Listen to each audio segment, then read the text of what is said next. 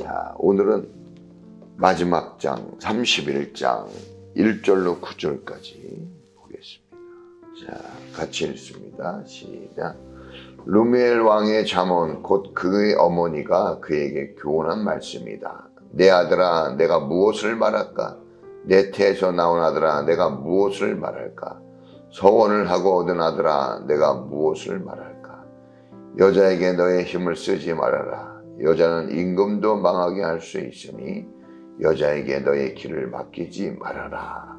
르무엘아, 임금에게 적합하지 않는 일이 있다.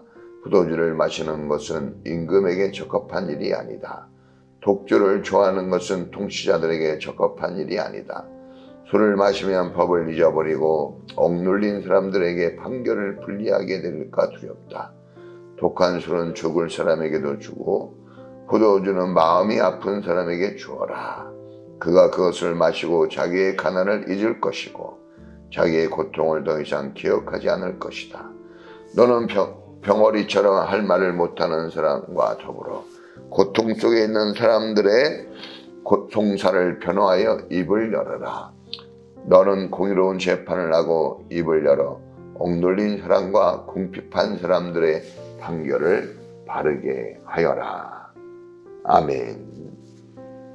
자, 잠언서 31장은 전반부는 왕에게 주는 교훈이고 후반부는 현숙한 아내를 얻은 자의 축복을 얘기하고 있습니다. 자, 이 르무엘이라는 왕의 어머니가 이제 교훈한 말씀을 이제 정리한 자원서예요. 르무엘 왕은 누굴까? 르무엘은 누굴까? 자세하게 성경에 보면 이스라엘의 역대 왕들에서 르무엘이라는 이름은 나오지 않습니다. 그런데 이 르무엘이 뜻하는 그 내용은 하나님을 위한 자.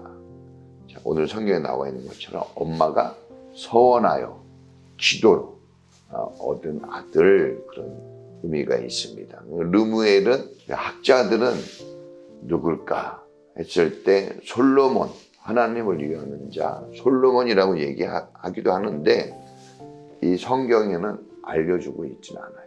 추측만 할 뿐이지. 하여튼 르무엘이라는 왕은 왕이 잘나고 위대해서 왕이 된 게 아니라 하나님의 은혜로 하나님께 기도해서 얻은 아들입니다. 그래서 이 아들의 이름을 하나님을 위하여 살라 해서 지은 이름이에요. 사실 한 사람의 이름은 그 사람의 인생을 비추어 줍니다. 어떻게 살아가야 할지를. 이름도 다 그쵸, 뜻이 있죠. 그런 것처럼 우리는 하나님께 부름받은 하나님의 제자, 하나님의 성도죠. 하나님의 영광을 나타내야 돼. 하나님의 이름을 높여야 돼. 이사야서에 나온 것처럼 이 백성은 나를 위하여 지었나니 나의 찬송을 부르게 합니다. 이런 것처럼 하나님을 영화롭게 하고 하나님을 경배하기 위하여 지음받은 몸. 예, 그것이 바로 오늘 성도의 삶인데 그것은 우리의 삶이죠. 왕이 듣고 지켜야 하는 말씀, 교훈.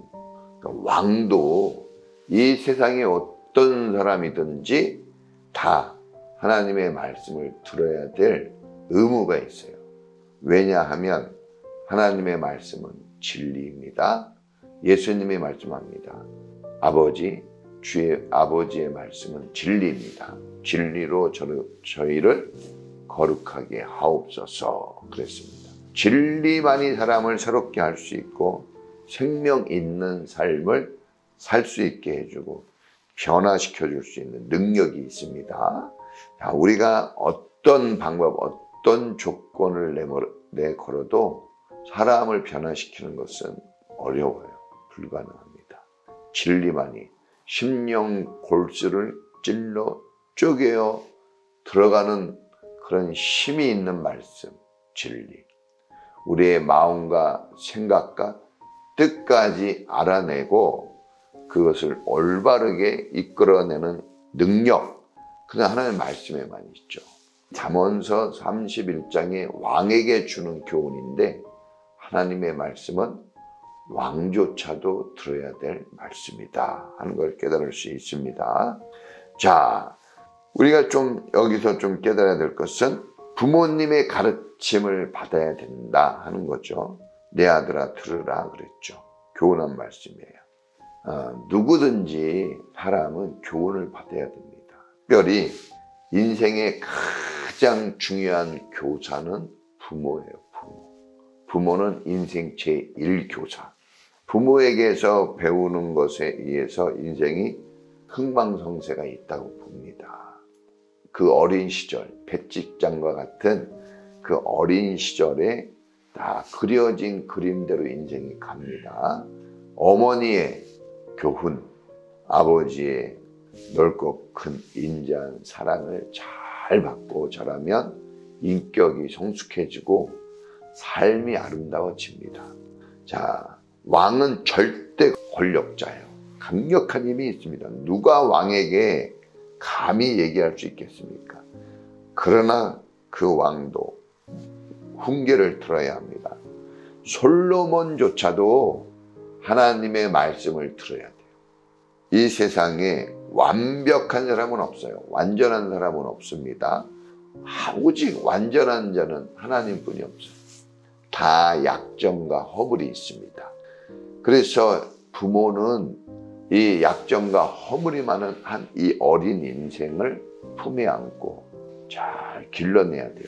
잘 먹여서 건강하게 길러내고 하나님의 말씀을 먹여서 사람이 떡으로만 살 게 아니라 하나님의 말씀으로 산다고 했습니다. 하나님의 말씀을 잘 먹일 수 있는 부모가 되어야 됩니다. 그래서 우리 부모님들은 신앙으로 아이들을 양육하는 게 대단히 중요합니다. 부모가 신앙이 있어야 돼요. 그러지 않으면 소고기를 못 먹었다, 비싼 무슨 명품 옷을 못 사줬다, 이런 걸로는 안 망해요. 그런데 하나님의 진리의 말씀이 없을 때는, 교훈이 없는, 우리가 지난 시간에 성경에 나와 있죠. 묵시가 없으면 백성이 방자해진다. 29장에 보면, 잠언서 29장에 백성이 묵시가 없으면 방자해진다. 묵시는 하나님의 말씀인데 말씀이 없는 백성은 방자해진다. 방탕해진다 이거죠. 그래서 이스라엘이 하나님 말씀을 떠나서 방탕하여 고통을 당하게 된 겁니다. 우리는 들을 수 있는 자가 되어지고 잘 가르칠 수 있는, 가르쳐 지키게 하라 그랬죠. 가르칠 수 있는 그런 믿음의 분량까지 부모들이 자라나야 됩니다. 먼저. 그러지 않으면 인생이 어려워집니다. 잘 아이들을 세워줘야 되는데 그것은 돈이 아니라 부모님의 사랑과 하나님의 말씀. 그리고 이제 여자를 멀리하라 그랬어요. 여자. 이 남자에게 정말 어려운 문제가 여자입니다. 정욕을 피해야 되죠. 여자의 유혹에 빠지지 말라. 성경에 보면 음료를 조심하라 그랬어요. 음료. 꿀 같다 그랬어요. 그런데 먹으면 푹 빠지죠. 힘을 여자에게 너무 쓰지 말라 그랬어요. 진짜 인생을 방탕한 데 쓰는 사람들이 많아요. 하나님이 다 누구에게나 힘을 줬는데 그 힘을 방탕한 데 쓰는, 특히 여자에게 쓰는 사람들이 많습니다. 힘은 하나님이 주시는 거죠. 능력은 하나님의 것입니다. 근데 왜 하나님이 우리에게 생명과 힘을 줍니까? 너희는 하나님의 나라와 그 의를 구하라. 하나님의 영광을 위해서 하나님의 나라를 세우라고, 하나님의 가정을 세우고 하나님의 교회를 세우라고 힘을 줬는데 남용하는 거죠. 남용은 써야 될 때 쓰지 않는 것, 잘못된 곳에 쓰는 것을 얘기합니다. 권력을 남용해서 대통령의 자리를 잃어버리죠. 우리가 힘을 남용하게 되어지면 있는 것을 빼앗기게 되어집니다. 오히려 이 힘이라는 건 든든하게 잘 세우라고 준 것이기 때문에 어디다 써야 잘 세워질까 하는 것을 좀 살필 줄 알아야 됩니다. 특히 우리는 사명을 위해서 태어난 사람들, 내가 할 일이 무엇일까? 교사로서, 전도자로서, 그리고 가정의 아버지로서, 엄마로서, 학생으로서 그 본분이 있어요. 역할. 그거를 잘 해내는데 쓸 수 있는 그런 힘이 되어야 될 줄 믿습니다. 힘을 달라고 기도해야 돼요. 그래서 우리가 하는 일들이 잘 되도록. 자, 마지막 세 번째는 술을 멀리하라. 그래서 독주, 술 취하지 말라. 이는 방탕한 것이다. 그랬습니다. 이 술이 우리 인간 사이에 깊숙이 들어와 있습니다. 이제 약으로 포도주를 마시는 경우도 있어요. 반주를 먹는 경우도 있죠. 그러나 항상 우리는 우리 입장에서 인생을 해석할 게 아니라 하나님이 나에게 어떤 말씀을 하고 하나님은 어떻게 말씀하시는가를 좀 보는 게 중요합니다. 이 술이라는 것은 몸에 들어오면 사람의 몸과 정신의 기능을 약화시킵니다. 마비시키죠. 제대로 이 몸을 가누기가 어렵습니다. 왕이 정신을 바짝 차리고 나라를 다스려야 됩니다. 이 왕의 판단 하나가 나라가 부흥되기도 하고 절단나기도 합니다. 내 판단력 하나, 이 입술의 말 한마디가 혀의 권세, 죽고 사는 것이 혀의 권세에 달려있다 했습니다.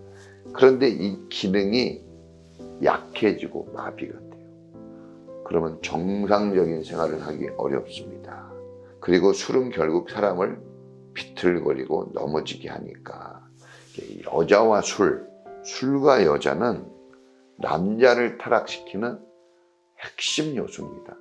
음란이 있는 곳에 술이 있어요. 가보면 타락이 있는 곳에 가보면 여자가 있습니다. 그래서 이 위대한 인물들이라고 하는 사람들 보면은 여자들이 그 옆에 넘쳐납니다. 그리고 꼭 술을 먹죠. 하나님이 말씀하십니다. 정신을 차리고 근신하여 깨어있으라. 그런데 어떻게 이게 될까? 멀리할 것을 멀리하고 가까이 할 것을 가까이 하면 됩니다. 자, 마지막 네 번째. 그러니까 이런 것들은 멀리해야 되고 가까이 할 게 있네요. 약자와 빈궁한 자들이 억울한 일을 당하지 않도록 신실한 재판관으로서의 역할을 하라 그랬습니다. 자, 오늘 우리의 이 재판장은 정확하게 분별할 줄 알아야 됩니다. 오늘 우리에게 필요한 것은 분별력이에요. 가야 될까? 말아야 될까? 해야 될까? 하지 말아야 될까? 이 선택이죠. 선택. 우리 설교 지난 날에 했죠. 선택이 중요하다고. 인생은 선택이에요. B와 D 사이에 C가 인생이라고 그랬죠. 우리가 항상 초이스, 선택해야 돼요. 그 선택이 내 인생을 만들어가는 겁니다. 특별히 약자와 빈궁한 자, 부족한 자들이 많습니다. 이 세상에. 교회가 할 일은 뭡니까? 그랬잖아요. 주님이 초대했는데 안 오니까 병든 자, 버려진다, 상처 입은 영혼들을 데려오라고 했어요. 그런 사람들이 널려 있습니다. 겉으로는 그냥 그럴싸한 것 같은데 막 속은 강팍에 있는 사람들이 엄청나게 많습니다. 그런 사람들 구원하라고, 그런 사람들을 바른 길로 인도하라고 교회가 있고 왕이 할 일입니다. 백성들을. 그래서 이 성령 충만, 말씀 충만이 오늘 우리의 삶을 바른 길로 인도하고 예수 그리스도의 정신을 회복시키고 하나님을 영화롭게 하고 연약한 자들을 구원의 길로 인도하는 그런 위대한 역사를 만들어내는 줄을 믿습니다. 우리 집사님과 우리 모든 성도들은 이렇게 하나님의 말씀하신 영혼을 구원하고 하나님 나라를 잘 세우는데 주신 힘을 힘있게 사용하는 능력 있는 종들이 되기를 주의 이름으로 축원합니다. 오늘도 이 말씀 붙잡고 주여 한번 부르고 기도하겠습니다. 주여!